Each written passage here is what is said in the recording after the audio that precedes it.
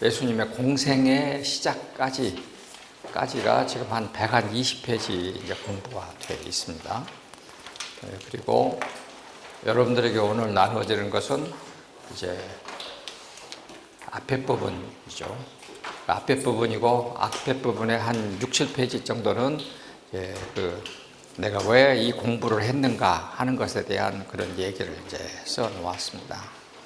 핵심은 그것입니다. 다른 게 아니고, 지난 시간에도 말씀드렸는데, 우리 한국교회 초기 교인들은 한글도 모르는 참 그런 분들이었는데, 교회에서 하는 4박 5일 성경학교, 10일 성경학교, 한 달 성경학교를 다니면서 한글을 깨우치고 성경을 읽었고, 그 사람들이 현재 우리 대한민국 교회를 만들어 놨다. 그러면 오늘 우리들은 이렇게 예배당도 좋고 뭐든지 다 좋은데 예배도 열심히 다니고 그러는데 실제 기독교 성경에 대해서 아는 것이 얼마나 많이 있는가 하는 그런 질문이 항상 있었고, 그래서 이런 부분들을 우리가 해결하려면 이제 우리가 성경 그 자체를 아는 운동을 빨리 전개해야 되겠다 하는 생각을 들었습니다. 저도 30년 동안 학교에서 신학을 가르쳤는데, 신학자 누구는 요 문제를 이렇게 말했고 하는 얘기는 많이 가르쳤는데, 그것이 교회하고는 또 우리 평신도들의 신앙 정지하고는 별로 관계가 없는 얘기였다 하는 것을 많이 알았습니다. 미국에 있는 우리 식구들, 특별히 우리 형이 다니는 오하이오에 있는 교회는 목사님이 나가시고 후임 목사를 모시기로 할 때에 조건이 있었답니다. 그게 뭐냐면은 누구누구는 이렇게 말했다라고 말하지 않는 목사를 모시기로 했다.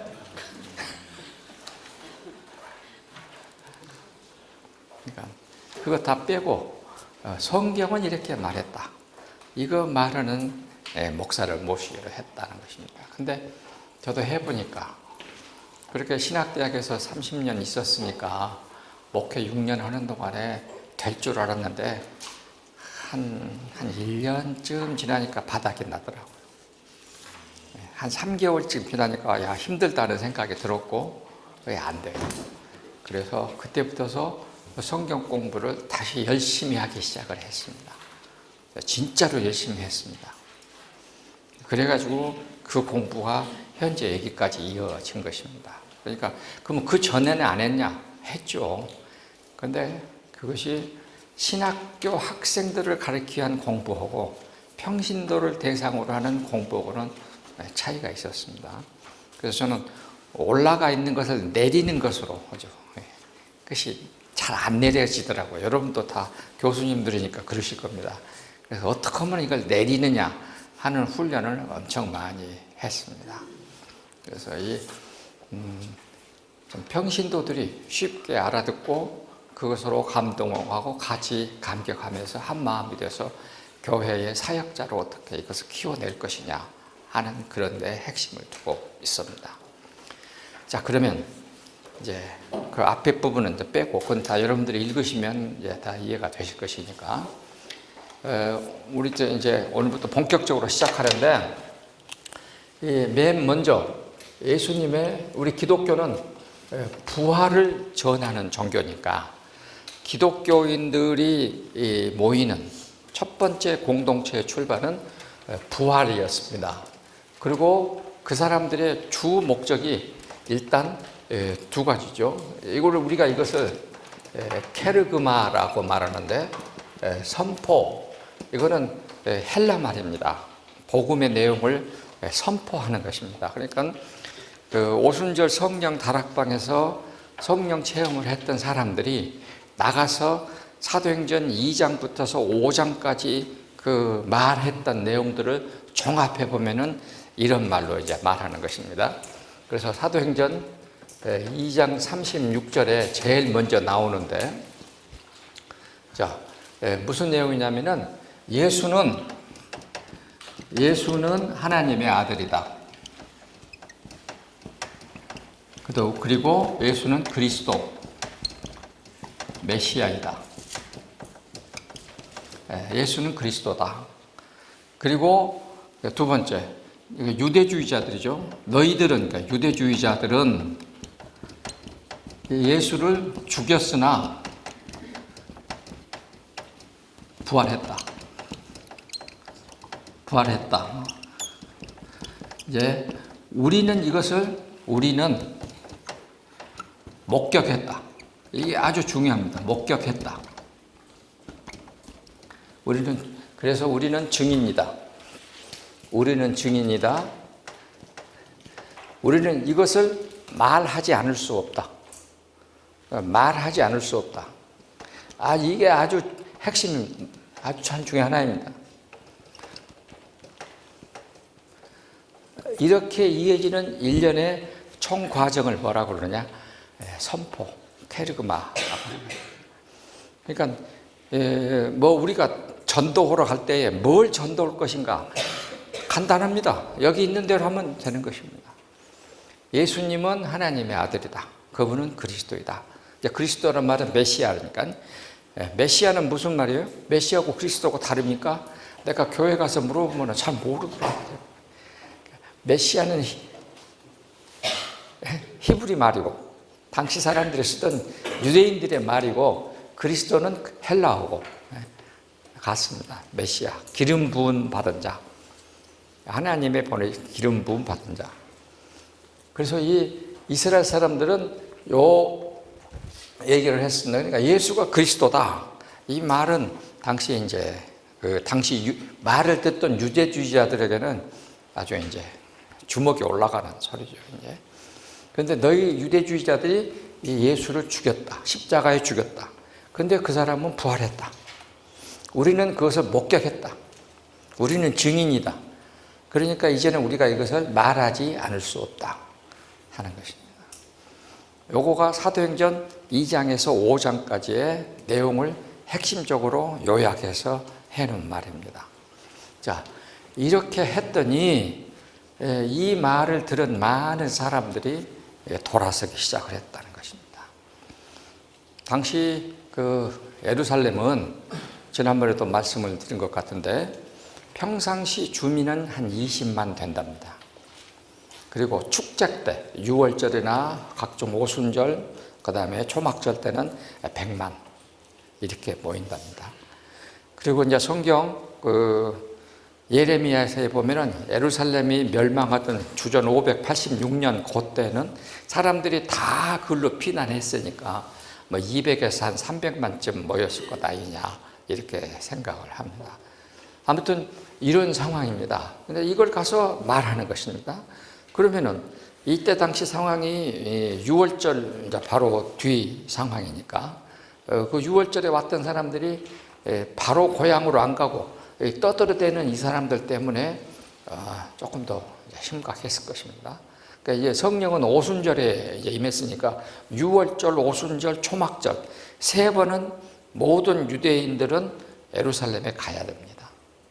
그러니까 틀림없이 그 숫자가 모였을 것이고 이렇게 해서 바꿔지기 시작을 했을 겁니다. 자, 그러면은 기독교가 되는 과정에서 이 부활이 가장 중요해요. 지금 이제 부활절 이제 다가가잖아요. 그러니까 부활이라고 했을 때는 한문으로 하면은 다시 활기를 얻었다. 그런 말 아닙니까? 죽어서 차가워졌는데 죽은 사람이 다시 활기를 얻었다 하는 말로 써져 있지만은 헬라 말로 부활이라는 단어의 뜻은 영어로 하면은 아나스타시스라고 그래요.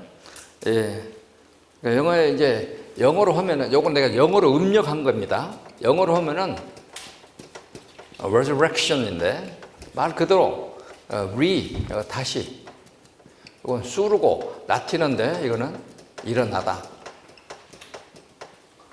다시 일어나다. 우리가 이제 문해붕을 때 르네상스라는 말을 했더니 르네상스는 다시 태어나다. 나스코는 태어나다. 레나스코 다시 태어나다. 르네상스는 그런 뜻입니다.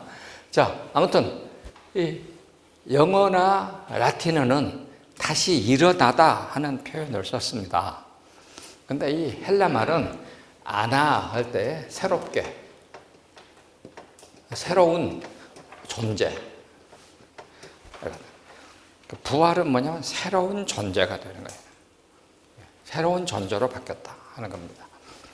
우리 이제 교회 다니는 사람들은 다 부활을 증거하고 부활을 믿는 사람이잖아요. 그러면은 부활을 믿는, 여러분이나 저는 세례 받을 때에 예수님의 부활을 믿습니다고 고백하고 세례를 받았어요. 그러면 세례를 받아서 예수님처럼 죽었어. 그래가지고 땅속에 들어가서 다시 새로운 존재로 바뀌어지는 것이죠. 그래서 새로운 존재로 일어나는 것입니다. 레나스코, 존재적 변화를 훨씬 더 강조하는 것입니다.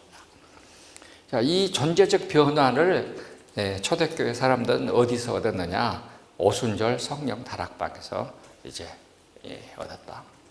그래서 이제 오늘 여러분들에게는 그런 부분들도 많이 얘기하고, 우선 앞에 부분 사복음서로 이제 본격적으로 들어가기 전에 서론에 해당되는 부분을 상당히 많이 얘기할 것입니다.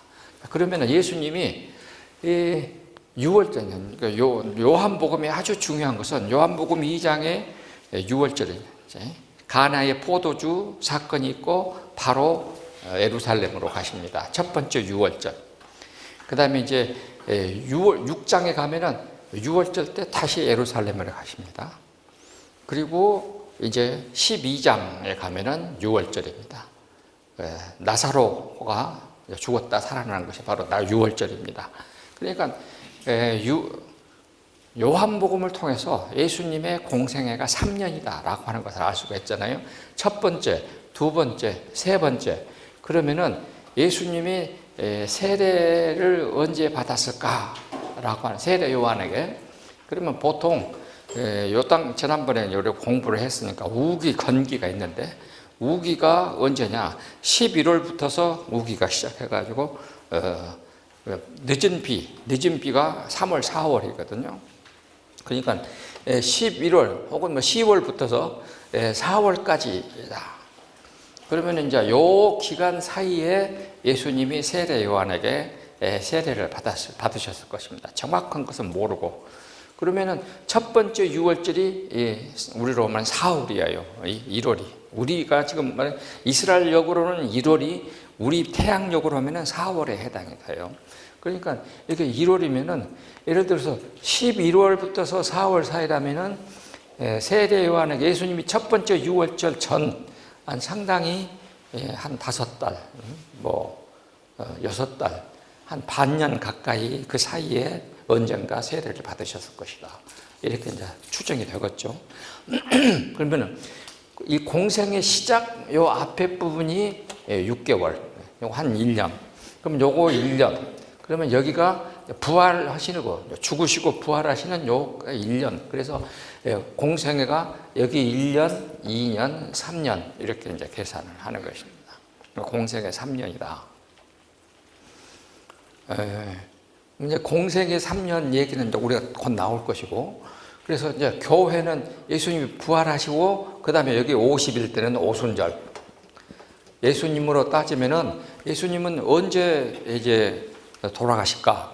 그러면 여기 6월절 전날, 그러니까 우리말로 말하면 D-1에 6월절 1월 1일 -1에 이제 잡히시고, 그리고 재판받으시고 죽으시고 십자가에 매달리시고, 그 다음에 6월절 하루는 이제 무덤에 계시고, 그리고 6월절 다음날 새벽에 예수님이 부활하셨고, 이렇게 되는 거죠.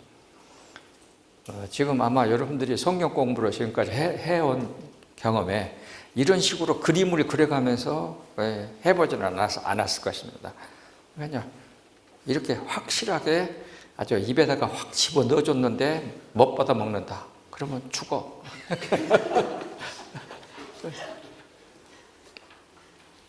되겠죠? 이제 그림이 그려지죠? 그러니까 6월절 전날 이제 잡히셔가지고 재판받으시고 십자가에 매달리시고, 그러면 하루는 무덤에 계셨고, 그러면 여기서 여기까지 주고 그 다음에 여기까지 이렇게 해서 새벽에 무덤에서 이렇게 부활하셨다. 이렇게 됩니다. 자, 그러면 이 부활이라고 하는 사건은 아마 인류 역사에서 사람이 죽었다가 부활했다 할 때, 이 헬라 사람들은 이 죽음이라고 하는 것도 두 가지 단어를 씁니다. 헬라 사람들은요. 예를 들어서 우리가 병원에서 마취를 당하잖아요. 그러면 마취를 당하면 정신이 없이 이제 죽은 거나 마찬가지잖아요. 물론 같은 죽음은 뜻이지만은 아직까지 죽었지만은 썩어서 냄새가 나지 않는 죽음의 상태. 그것은 라나토스라는 죽음을 씁니다. 이때는 요 단어를 씁니다. 근데 무덤에 들어가서 살이 썩어서 냄새가 난다. 완전히 이제 썩어 문드러졌다. 이제 한문으로는 이제 불안. 완전히 그냥 부패해갖고 막 썩었다. 할 때는 네크로스.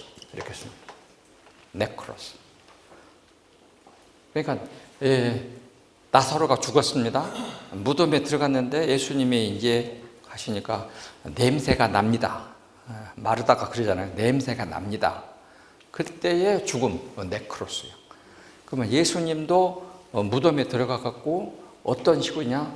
요 네크로스에서 부활하셨다는 것입니다. 그러니까 정신을 잃고 말하자면 활동이 다 정지된 심장이 뭐죠? 그런 사나토스의 죽음에서 부활한 것이 아니라 썩어서 냄새난 상태로 있는 이런 상태에서 부활을 하셨다. 이렇게 얘기를 합니다. 그래서 이 사람이 죽으면 어떻게 되는가? 그건 나중에 또 얘기하기로 하고. 자, 그러면은 예수님의 이 부활이면은, 그러면 6월절, 세 번째 6월절 플러스 원, 부활하시는 첫째 날. 예수님은 몇 번 사람들에게 보이셨을까 하는 것입니다. 그러면은 이 부활하셔갖고 여기 오순절까지 50일이요. 50일인데, 50일 날은 사람들이 다시 모여요. 예루살렘에. 축제니까. 그러니까 6월절에 한 번 모이고, 오순절에 한 번 모이고. 그러면 예수님은 여기 40일, 이렇게 해가지고, 40일에 뭐냐? 승천. 40일 날 승천하셨습니다. 여러분들도 지금까지 다 알고는 있지만, 승천하셨다라고 했지만은, 이렇게 확실하게 그림으로 그리면은 정확하게 이제 머리에 남을 것입니다. 40일 날 승천하셨다. 그러면 예수님이 공생애를 시작할 때, 맨 처음에 이때에 세례를 받았다 그럽시다. 세례를 받으셨어요. 세례를 받을 때에 어디서 받으셨느냐 하면 여기가 요단강이에요. 이게 요단강이면 여기가 예루살렘이고 여기가 갈릴리 호수고, 그러면 여기에 요단 건너 여기에 여기도 베다니, 그 다음에 여기도 베다니. 성경에 베다니라는 말이 두 번, 지명이 두 번 나옵니다. 그러니까 여기는 뭐냐? 여기는 요단강 건너 베다니. 그래서 예수님은 세례 요한에게 여기서 세례를 받았습니다. 요단강 건너 베다니에서. 그리고 예수님이 나사로를 살린 집, 그러니까 나사로가 살던 집, 예루살렘 베다니, 한 5리쯤 된다 그랬으니까 여기가 예루살렘 베다니. 그리고 부활하셔가지고 40일째 승천하신 장소도 여기 예루살렘 베다니. 이제 확실해졌습니다. 그러니까 예수님은 세례를 여기서 받으시고, 요단강 건너 베다니에서 세례 요한에게 받으시고, 그리고 공생애를 3년 하시고 지내시고, 이제 세 번째 6월절 보내시고 40일 되는 날 여기에서 부활 승천하셨다. 예수님의 일대기가 이제 확실하게 그려졌을 겁니다. 자, 그러면은 부활하셔가지고 제일 먼저 여자들에게 보이셨어요. 요 새벽에, 무덤에 간 새벽에, 무덤에 간 여자들에게 보이셨습니다. 근데 나중에 이제 나중에 얘기를 할 수 있을 겁니다만은, 지금 예수님이 말은 부활하셨다고 들었지만은, 부활하신 예수님을 처음 봤을 때 어땠을까 하는 겁니다. 자기들 머릿속에는 아직까지 사람이 죽었는데 썩어서 냄새나고 다 배로 동에 맸는데 부활을 해가지고 걸어 다니신다. 이건 상상을 할 수가 없는 얘기예요. 그래서 성경에서는 예수님이 어릴 때부터 하시는 이 삶을 놀랍다라고 하는 단어를 많이 썼어요. 그러니까 예를 들면 맨 처음에 예수님이 어린아이가 태어났다 그러고 동방박사가 말을 하니까 헤롯이 놀랍다. 그래. 예루살렘이 소동을 하다. 놀랍다 하는 단어가 나옵니다. 온 예루살렘이 소동하여 그때에 쓰는 헬라 말은 타라소라는 헬라 말인데 그 단어는 무슨 뜻이냐면 야, 그 꼬마둥이가 먼 지나면 내 자리 뺏어가겠구나. 이거 진짜로 놀라운 일인데 제가 가만두면 안 되겠는데 그때 쓰는 용어는 우리말로 겁난다. terrify. 영어에 terrible, terrifying이라는 단어를 썼습니다. 겁난다. 저건 없애야 된다. 그런 단어입니다. 그러다가 나중에 이제 누가복음 2장에 뒤에 보면 예수님이 12살 때에 그 회당에 가셨습니다. 성전에. 그래가지고 거기 있는 지도자들과 대문을 이렇게 대답을 하셨습니다. 문답을. 그때에 그 앉아있던 대제사장부터 시작해서 뭐 대제사장까지 왔을랑가는 모르지만은 거기에 선생들이 예수님 보고 말을 하고 놀랍다 하고 이제 놀랍다 하는 단어가 나옵니다. 거기는 엑시스템인데 그 단어의 뜻은 정신을 잃고 뒤로 자빠지다. 그런 단어를. 12살짜리 꼬마가 그 대답하는 말이 야, 이건 완전히 사람 우리말 하면 뭐라고 그랬어? 정신을 잃게. 그러니까 그 엑시스템은 우리가 영어로도 엑스타시라고 그러잖아요. 엑스타시, 환상, 환각. 그 단어. 엑스타시스. 그러니까 에크는 우리가 엑시트 에크잖아요. 그럼 나가다. 스타시스, 존재. 아나스타시스니까 내 존재가 나가버리다. 우리말로 혼이 빠져버리다. 이런 단어예요. 그렇게 놀랬다 하는 단어를 썼어요. 나중에 이제 예수님이 그렇게 하니까 그것을 보고 있는 부모님들은 이거 우리 전라도 말로 앞으로 어찌할까? 이게 놀랍다. 저 우리가 12살 아들이 앞으로 상처 어떻게 될까? 겁난다. 걱정된다. 할 때의 놀라움이라는 단어를 부모들은 썼습니다. 근데 마지막으로 이제 무덤에 간 여자들. 이건 진짜로 놀랐잖아요. 그러니까 예수님의 가족들도 요한복음 7장에 보면 예수님의 형제들도 예수님을 믿지 않았다. 그렇게 되어놨거든요. 그랬는데 그 말하는 형님이 혹은 내 아들이 지금 죽었다가 죽은 건 확실히 봤는데 십자가에서 완전히 숨이 넘어간 건 봤는데 묻히는 것도 봤는데 살아났다 이거예요. 그러면 이제 그 놀라움은 얼마나 크겠습니까? 그때 쓰는 단어는 세이오라고 하는 또 다른 단어를 써서 놀랍다. 그러니까 여러분들도 최소한 4번 놀라야 돼. 4번. 예수를 믿으면 현재의 내 가치관이 다 없어지고 새로운 것으로 바뀌는 거 아니에요. 헤롯이 놀래듯이. 그래가지고 그 베들레헴에 있는 2살 밑으로 아이들을 싹 죽일 만큼 천하를 소동시킬 만큼 그 놀라움. 그만큼 나를 바꾸라 그 말이에요 지금. 예수 믿으면 그만큼 일단 처음에 우리가 접근하는 것은 다 그렇게 접근하는 거 아닙니까? 우리가 얼마나 가자마자 바로 되는 건 아니고 그렇게 접근했어요. 그러다가 점점 예수님을 알고 여러분들이 만나면 아이고 머리 아파 뒤로 자빠질 정도로 엑시스템이 나를 잃어버릴 정도로 이제 바뀌는 거지. 점점. 그래가지고 내가 참 걱정스럽다. 앞으로가 삶이. 예수 믿으면 우리 초대교회 사람들 예수 믿고 그냥 걱정스럽게 그러나 걱정 없는 걱정스러움, 놀라운 거. 그러다가 진짜로 부활을 경험하게 되면 완전히 이제 그 12여자들이 그러니까 이 여자들이 무덤에서 바뀐 그 놀라움이라고 하는 것을 요한계시록에 하늘나라에서 새 하늘과 새 예루살렘에서 이제 우리의 신랑 되신 예수님을 만날 때 쓰는 단어. 똑같은 단어를 썼습니다. 놀랍다. 성경 공부 해야겠어요? 안 해야겠어요? 안 해도 괜찮으지만 하면 조금 나아. 이렇게 바꿔집니다. 이렇게 바뀌는 거야. 그래서 무덤에 간 여자들, 그러면 무덤에 간 여자들의 중심은 항상 누구냐면 막달라 마리아입니다. 여러분 9페이지 보세요.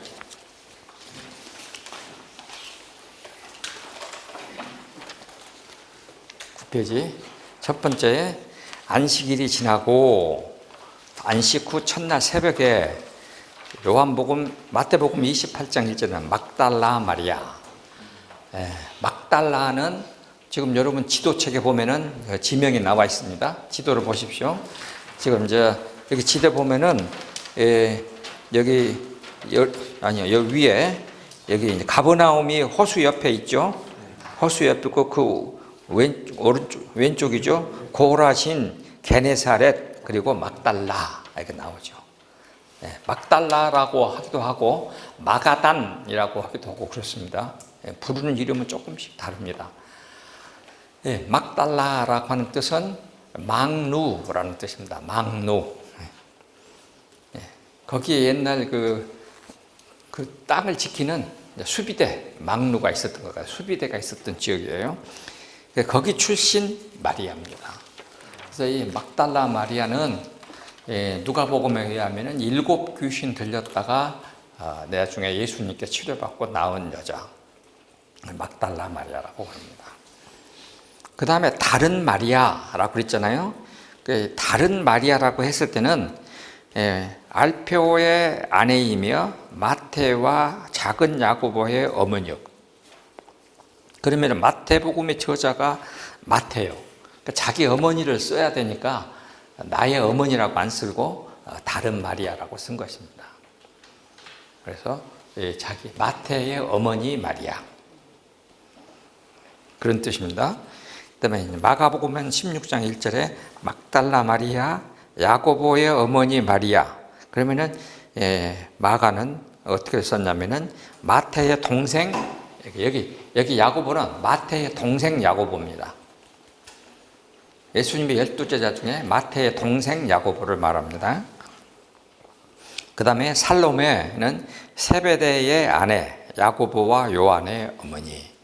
여기 세베대의 아내 그리고 야고보와 요한인데, 야고보는 누구냐면은 사도행전 12장에 나는 최초의 순교자, 12제자 중에 가장 먼저 순교한 야고보,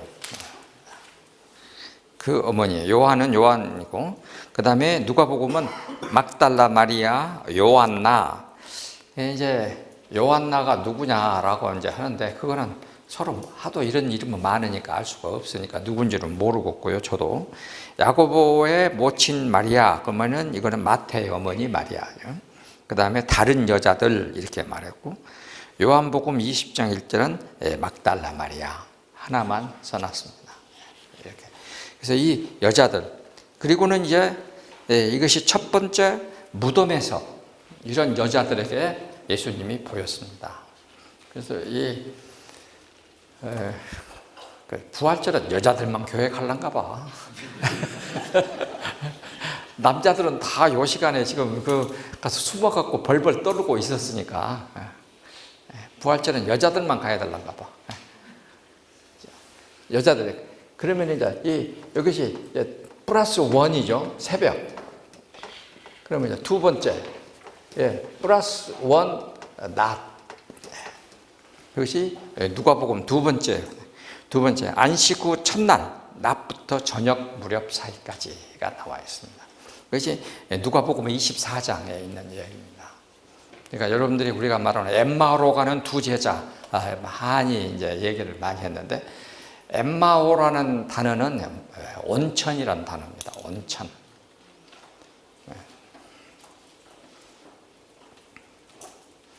여러분들 지도에 보면은요, 지도에 보면 여기 여기 지금 요단강이 흐르잖아요. 요단강이 흐르고 맨 밑에 아르논 강이라고 하잖아요. 아르논 강. 물의 폭포수, 물이 많이 흐르는 곳이란 뜻입니다. 아르논강이고, 그 다음에 그 위에 보면은 약복강이라고 있잖아요. 약복강이라는 것도 그것도 흐르는 물이란 뜻입니다. 그러니까 누구요? 야곱이 약복강에서 다 내보냈어요. 그러니까 야곱은 어떤 사람이요? 자기 12 자녀, 그 다음에 네 명의 아내, 재산, 그리고 다 어디다가 흐르는 물에다가 떠날려 보냈다라고 하는 뜻입니다. 그래서 약복이라는 단어가 있습니다. 약복이라는 단어도 많은 물이 흐르는 곳이란 뜻입니다. 그리고 그 위에 지금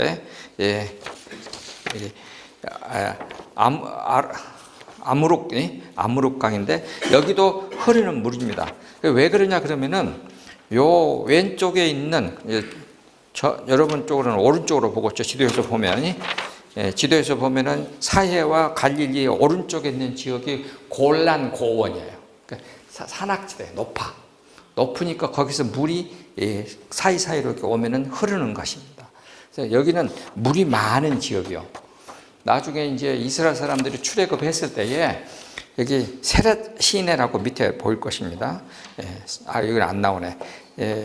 사해 바다 밑에 세렛 시내, 거기 있네, 오른쪽에. 세렛 시내를 건널 때까지 38년이에요. 38년을 건너고, 그때부터 2년 동안 저 위에 갈릴리 호수에까지 그 땅들을 전부 다 평정합니다. 이렇게 해서 2년 동안 전쟁에서 빼앗는 도시입니다, 여기가. 지도를 이렇게 생각하면서 읽으면 훨씬 더 이제 편해질 겁니다. 그 엠마오로 가는 두 제자였는데 한 사람의 이름은 글로바고 한 사람의 이름은 이제 클로버스.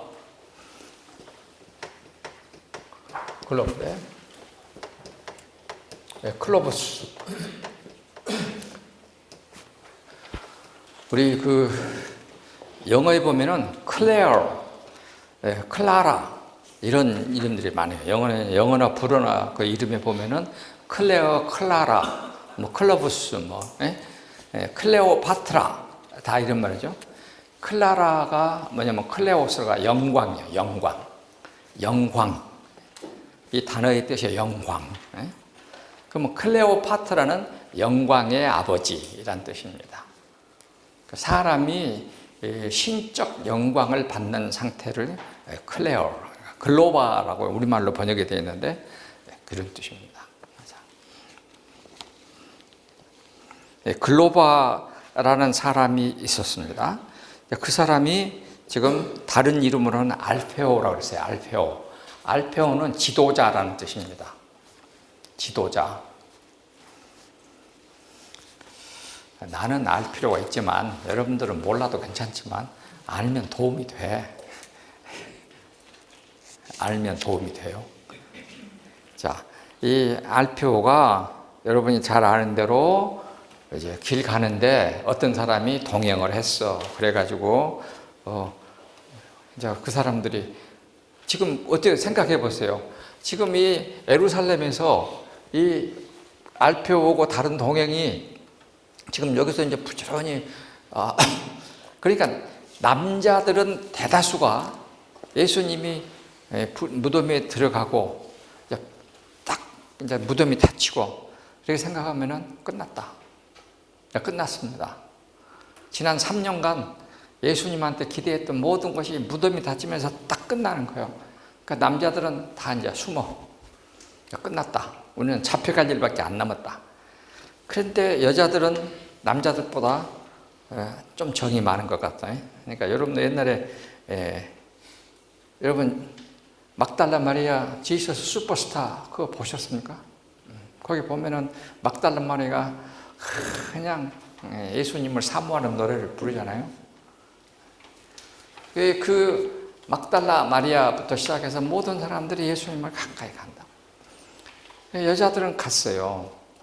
그러면은 그 무덤에 간 이 처음에 여자가 두 사람이 막달라 마리아고 지금 마태의 어머니 마리아예요. 그럼 마태의 어머니 마리아가 누구냐면 알페오의 부인이요. 알페오 그다음에 마리아. 그래서 이 알페오와 마리아, 여기에서 지금 마태가 나왔어.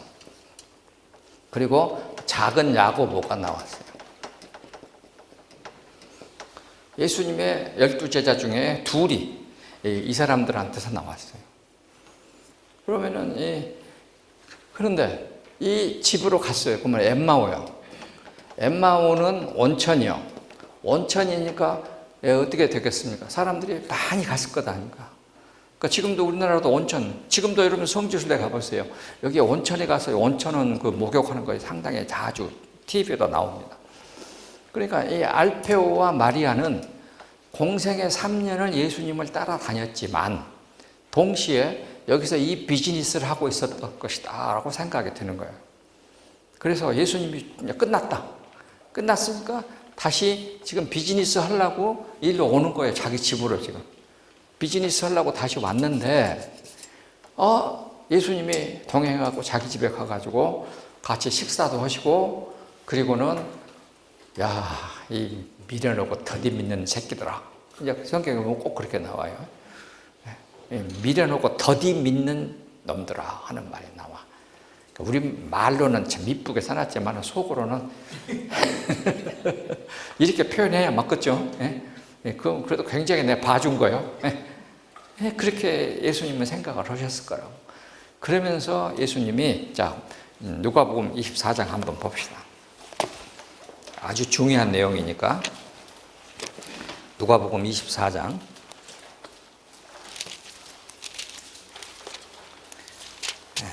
누가복음 24장 25절에 이르시되 미련하고 선지자들의 말한 모든 것을 마음에 더디 믿는 자들이여 이렇게 딱 한바탕 하시고 26절에 그리스도가 이런 고난을 받고 자기의 영광에 들어가야 할 것을 아니냐. 그리고서 27절에 모세와 모든 선지자의 글과 시작하여 모든 성경에 쓴 바 자기에 관하여 자세히 설명하니라. 그리고는 그 다음에 그 사람들이 어떻게 하느냐. 이 31절 그들의 눈이 밝아져 그인 줄 알아보더니 예수는 그들에게 보이지 아니하더라. 그러니까 이제 여기에서 거기 있는 이 31절이 예수님을 알 수 있는 굉장히 중요한 순서를 지금 말하고 있는 것입니다. 그러니까 성경을 예수님이 들어가지고 봐라. 모세의 글, 선지자의 글, 다른 글에 그리스도가 세상에 와서 고난을 받고 죽었다가 부활해야 된다고 하는 것을 성경을 들어서 자세히 설명을 하니까 비로소 눈이 밝아져서 알게 됐다 하는 것입니다. 그러면은 이 두 구절은 우리가 소위 그 예수님이 누구인가, 성경에서 말하는 것이 누구인가를 아는 소위 해석의 기초가 되는 거예요. 기독교 이 해석의 기초는 성경에 대한 풀이로 시작한다는 거예요. 성경을 뭘로 읽을 것이냐? 그리스도 중심으로 읽는다는 것입니다. 그러니까 성경의 모든 내용이 무엇에 관하여 말하고 있느냐? 그리스도가 모세도 그랬고 선지자들도 그랬고 다른 시편도 다 뭘 말하고 있느냐? 메시아가 세상에 오면 고난을 받고 죽었다가 묻혔다가 그 다음에 부활한다 하는 예수님에 관한 이야기로 쓰여져 있다라고 하는 것을 설명해 주는 거죠. 그러니까 정확하게 말하면 요한복음 5장 46절 보세요. 뭐라고 써졌는가? 요한복음 5장 46절. 모세를 믿었다면 또 나를 믿었으리니 이는 그가 내게 대하여 기록하였습니다. 모세는 누구에 대하여 기록했다? 예수님에 대해서 기록했습니다. 그래서 예수님도 모세가 나에 대하여 기록했다고 말하는 거예요. 그러니까 성경 전체는 누구에 대해서 말하고 있느냐? 예수님에 대해서 말하고 있는 것입니다. 그러니까 그것도 예수님의 나심으로부터 시작해가지고 이렇게 부활까지 다 말하고 있다 하고 깨닫게 되는 것입니다. 그러니까 우리가 어디 다른 데 가서 참 내가 한국 교회에 대해서 아주 감사하는 거야. 그러니까 무슨 얘기냐면은 한국 교회는 하지만 완전히 그냥 출발할 때 그 초기 기독교인들이 아무것도 가진 것이 없는 영이요. 나는 이제 운동선수를 많이 해봤기 때문에요. 옛날에 이제 이 탁구 선수 할 때 보면 동네에서 막 탁구 이렇게 탁탁탁탁 치잖아요. 그래갖고 이제 선수가 뽑혀가지고 이제 코치한테 가서 한번 해봐. 그러면 이렇게 하면 내 마음대로 하자면 쉽게 그거 아니요. 그래갖고 이제 그 가르쳐 폼을, 폼을 이렇게 가르쳐. 나보다 이제 거울을 보고 이렇게 석 달간 하라 그래갖고 요것이 라켓이 딱 여기를 맞게 석 달간 하라는 거. 근데 이것이 아무것도 없을 때는 그게 돼. 근데 지 나름대로 해놨어. 그러면 먼저 요놈 빼는데 석 달. 다시 빼고 다시 새롭고 넣는데 또 석 달 걸리는 거야. 근데 우리 한국교회는 그게 없었어. 그러니까 선교사들이 와서 처음부터 성경으로 그냥 시골 교회는 4박 5일. 그래서 4박 5일을 선업을 하면은 여기 10일 성경학교. 10일 성경학교를 한 5번 하면은 한 달 성경학교. 한 달 성경학교를 5번 하면은 전도사. 딱 이렇게 했다. 훈련이 이렇게 된 거예요. 아주 0에서 시작한 거야. 그러니까 이 사람들은 지금 성경에 나오는 이 사람들은 모세 율법으로 딱 박혀져 있어. 그러니까 아무리 봐도 그렇게밖에 안 봐. 그러니까 그걸 빼내는데 시간이 걸리는 거예요. 그래서 저도 지금 이 원고 작성할 때에 무슨 여러분 보면 주석들 얼마나 많습니까? 여러분들이 보는 주석 말고 또 우리가 보는 주석이 또 엄청나게 많아. 하나도 없어. 다 없애버렸어. 다 없애버렸어, 주석. 싸그리 없애버렸어. 그러면 성경만 봐. 성경만. 헬라어고 라틴어, 영어, 독일어. 성경만 봐. 그리고 만들어낸 거예요, 지금. 이게 머릿속에 들어온 거 빼내는 것이 오래 걸립니다. 여러분도 보니까 지금 그래 빼내는 것이 잘 안 돼. 이걸 뭐라고 하는 줄 압니까? 나중에 나와 이제 선지식 좀 배운 거 있어. 미리 배웠어. 그래갖고 미리 알고 있어. 프리컨셉션이야. 미리 딱 개념이 잡혀져 있어. 그러면 이거 없애는 것이 너무 힘들어. 선지식이. 그러니까 이제 여러분들이 뭘 기도해야 될 것인지 알죠?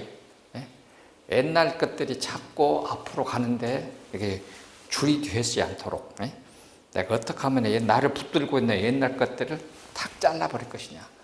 이것을 빨리 해야 돼. 이게 이제 신앙으로 가느냐 중요해요. 그러니까 이 글로벌 여기 있는 이 사람들은 이렇게 해서 예수님에 대한 지식을 뭘로 아느냐? 성경을 통해서 안다. 그래서 이제 알았습니다. 그러면은 이 부모님들은 누구한테 가서 어쨌건 아들들 오라 해갖고 하자. 여러분 같으면 어떡하세요? 우리말로 하면 식사 때마다 조지는 거지, 이제. 알았냐?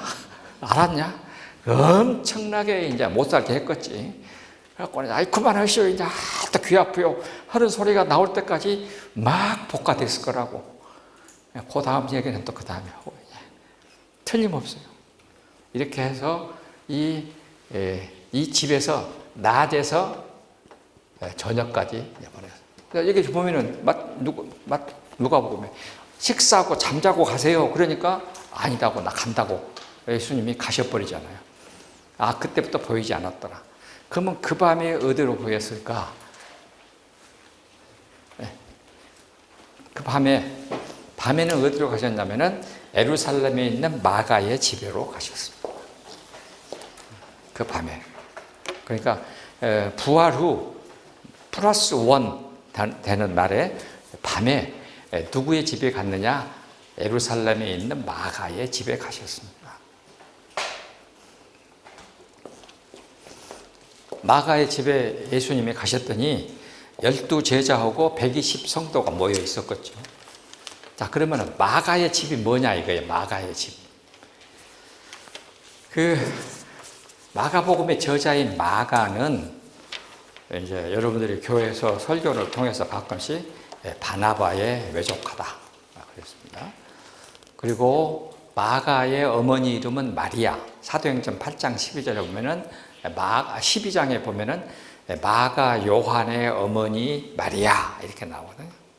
그러니까 우리가 마가의 다락방이라고 부르는 그 집은 마가의 어머니가 주인이요. 그리고 아들 이름이 요한이요. 그리고 그것의 별명이 뭐냐면 마가요. 마카베우스.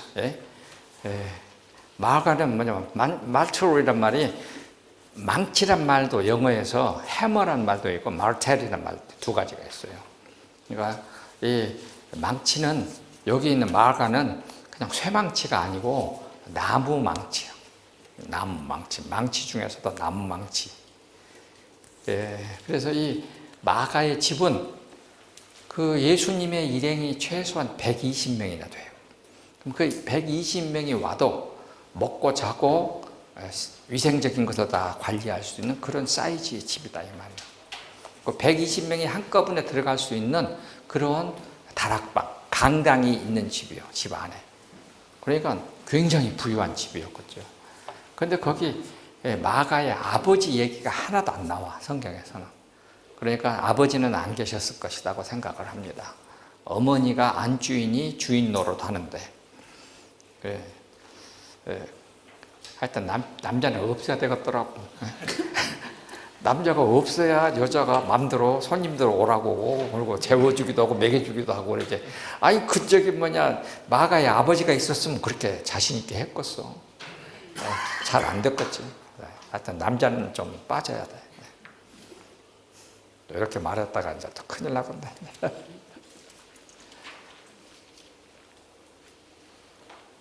지금 여러분들도 제가 말을 하니까 그랬구나라고 생각을 하지 한 번도 마가의 아버지 이름이 거론되지 않았다는 것은 여러분들 생각도 안 했을 것입니다. 그렇게 되는 거예요. 그러니까 자기 오빠 바나바 얘기는 많이 나오잖아요. 바나바 얘기 많이 나오고 그런데 마가는 자기 삼촌이나 자기 아버지 쪽 얘기를 안 하잖아요. 그렇게 됐을 것이라고 생각을 합니다. 그래 이제 마가의 집에 그 다락방에 이제 120명이 모여 있는데 거기에 예수님이 가셨죠. 플러스 원 밤에. 그래가지고 12제자들에게 예수님이 보여주시니까 그때 도마가 뭐라 그랬어요? 그때 없었어, 도마는. 예수님이 보여주셨다. 그러면은 예수님이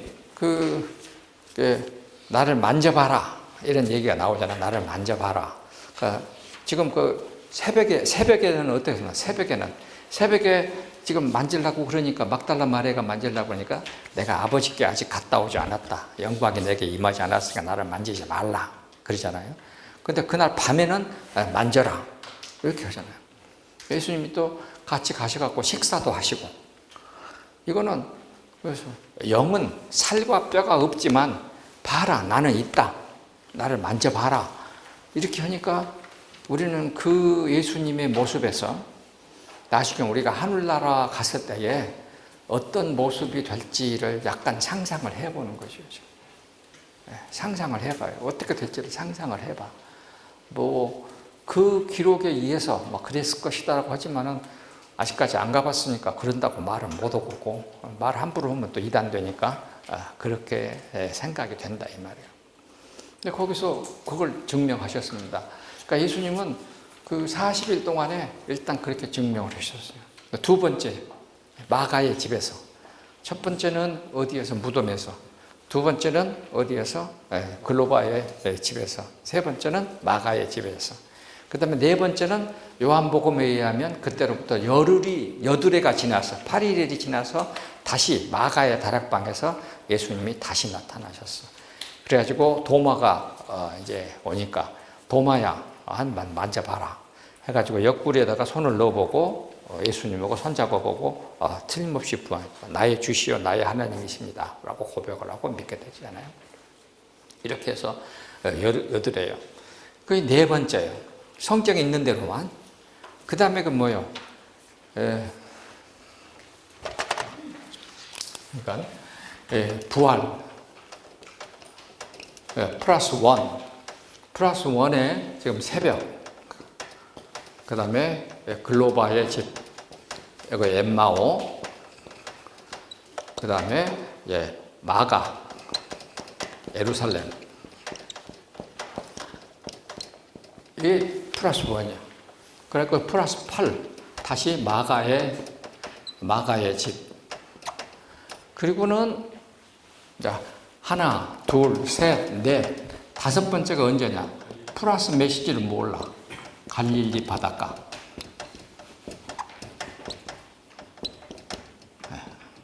갈릴리 바닷가 해변이었어. 여기 여드레째거든요. 여드레째니까 여기를 며칠로 해야 될까? 우리가 이렇게 했다고 해버릴까? 아무도 모르죠. 아무도 몰라. 그러면은 여기 여러분과 저 같으면은 이렇게 경험했으면은 틀림없이 부활했구나 하고 예수님 따라갔을 것 같아. 근데 그때 베드로가 먼저 노래를 불러. 야, 틀렸다. 우리 어디로 가자? 갈릴리에서 고기 잡자 하고 선동해갖고 싹 데리고 가버린다고. 여기 지금 우리 이 말을 듣는 여러분이나 저도 절대 우리 안 그럴 것 같아 지금. 절대 안 그럴 것 같은데 그랬어. 걱정이에요 지금. 그래가지고 고기를 잡았어.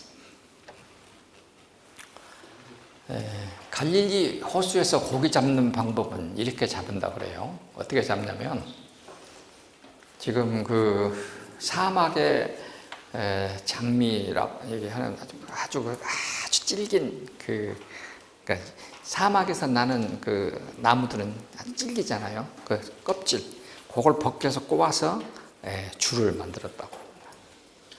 근데 그 줄로 사람들이 손으로 만들었을 것이니까 그것이 조금 굵었던 것 같아요. 제가 옛날 그 회사에 있을 때 어망 만들고 이렇게 로프 만드는 회사에 다녔거든. 그러니까 그건 조금 알아. 어떻게 만드는가는.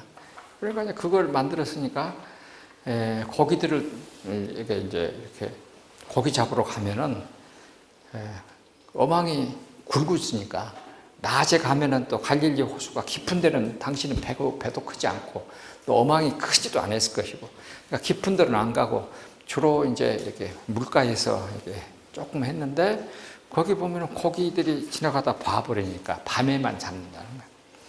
그러니까 고기들이 밤에 이제 호수 바닷가 쪽에서 따뜻한 데서 잠을 자면은 어망을 쳐놓고 이제 배 위에서 막 망치로 배를 막 우리나라도 그 방법 해요. 배를 막 두드리고 막 돌을 던지고 하면 고기들이 놀라갖고 밤에 이제 도망가다가 그물에 걸리는 거지. 이제 그런 방식의 고기잡이를 했다고 그럽니다. 그러니까 12제자들도 다 그렇게 했을 거예요. 이제 고기잡이 했던 사람들은. 그러니까 완전히 노동으로 끌어올리는 것도 고기가 153마리 잡혔는데 그물이 찢어질 정도로 많았다. 그랬으니까 요즘 같아야 153마리 잡힌 건 뭐 아무것도 아닌데 그때는 그물이 찢어질 정도로 많았다 하고 생각하니까 굉장히 많이 잡은 거잖아요. 내가 이 153마리가 나오니까 생각나는데 성경에 나오는 그 숫자에 대한 해석을 멋있게 하는 사람들이 굉장히 많습니다. 12만 4천. 그것도 숫자에 대한 해석을 지금 나름대로 이렇게 성경에 나와 있는 숫자를 자기 하고 싶은 대로 해석을 하는 것을 우리가 알레고리라고 해요. 알레고리. 알레고레인이라는 말은 원래 헬라 말은 원 뜻을 찾아낸다라고 생각하면서 하는 말인데 우리가 알레고리를 은유라고 이렇게 그렇게 번역하기도 하고 그래요. 근데 나는 알레고리를 다른 말로 번역을 했는데 알레고리 방법론이라고 그래요. 그러니까 한국의 어떤 부흥사가 아주 나쁜 놈이요.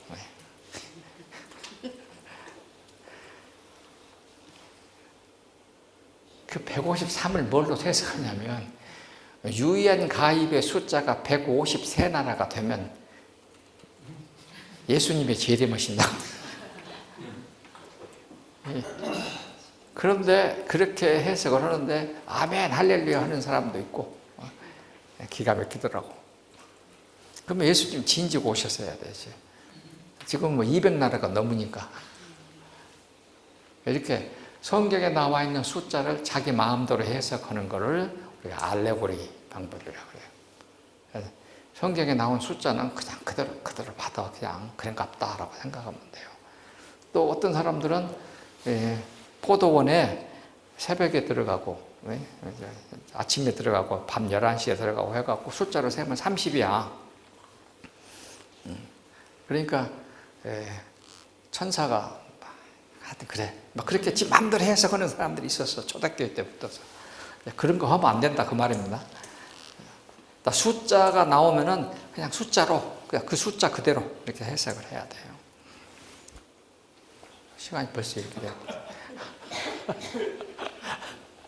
자, 그래가지고 이 갈릴리 바닷가에 붙어서 여기 40일을 했는데 이때 12제자 그 다음에 온 사람들 다 여기 예루살렘 마가의 집에 있었습니다. 그러면은 요 갈릴리 바다 후로 여기 사이에 사람들이 전부 다 모였을 것이다. 예루살렘으로. 이렇게 생각을 하는 거죠. 이렇게 생각해야 맞아요. 순서적으로. 그러면 나는 여기를 한 8일이었으니까 한 3, 4일 혹은 뭐 이틀, 뭐 3일 이렇게 생각을 해봤어요. 고기 잡으러 간다 했으니까. 나는 보통 여기다가 그냥 10 하고 이렇게 해놨어요. 10 하고 이렇게.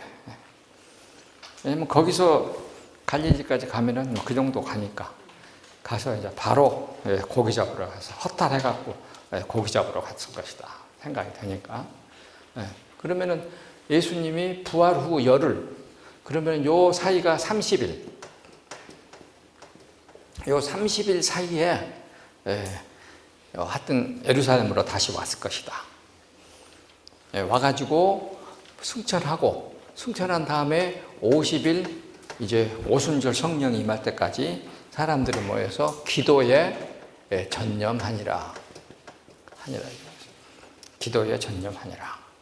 근데 이때에 이 모인 사람들 여기에 누가 들어가느냐? 내가 거기 사도행전 봅시다. 사도행전 1장.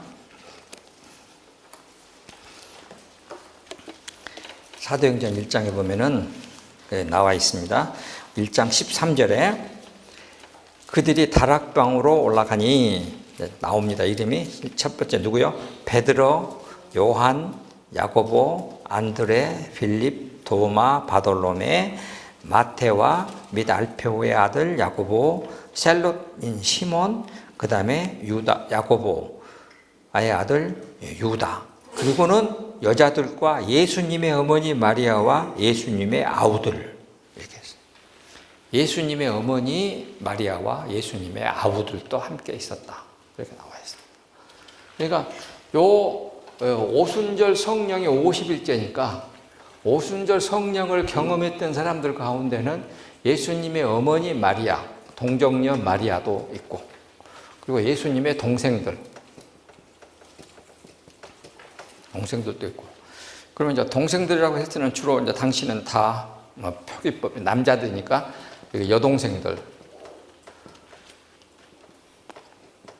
여동생들도 같이 있었을 것으로 이렇게 생각을 합니다. 그러니까 최초의 성령을 받았던 오순절 성령 여기에 이 사람들이 모여서 120명이었다. 아마 여러분들 중에 내가 보니까 예수님의 어머니 마리아가 있었다, 동생들이 있었다는 말은 아마 오늘 처음 생각해 본 사람도 있을 것입니다. 성경에 그렇게 쓰여져 있어요. 예수님의 어머니 마리아, 그리고 예수님의 동생들. 그럼 예수님의 동생들은 요한복음 7장에 보면은 동생들도 예수님을 안 믿었다 나와요. 요한복음 7장 보세요.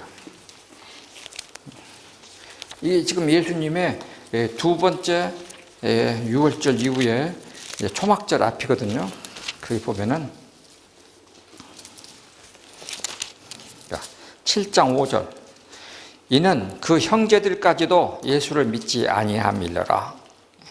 그러니까 자기들은 전부 다 초막절이니까 7장 2절에 유대인의 명절인 초막절이 가까운지라 다 예루살렘으로 갔는데 예수님은 안 가셨어요. 그리고 동생들은 갔어요. 그래가지고서 그 형제들도 예수를 믿지 아니함이러라.